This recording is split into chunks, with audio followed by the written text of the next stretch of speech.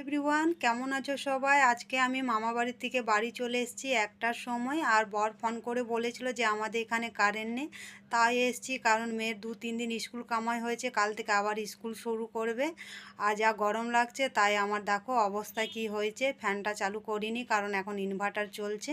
আবার ইনভার্টারটা শেষ করলে রাত্রে আবার খুব কষ্ট পাবো, তাই ফ্যানটা চালু করিনি। আর প্রচণ্ড তো গরম। আর বার্নপুরের বাজারে আমি কি কি কিনেছি, মা আমাকে কিনে দিয়েছে, সেটা আজকে তোমাদের সাথে শেয়ার করব।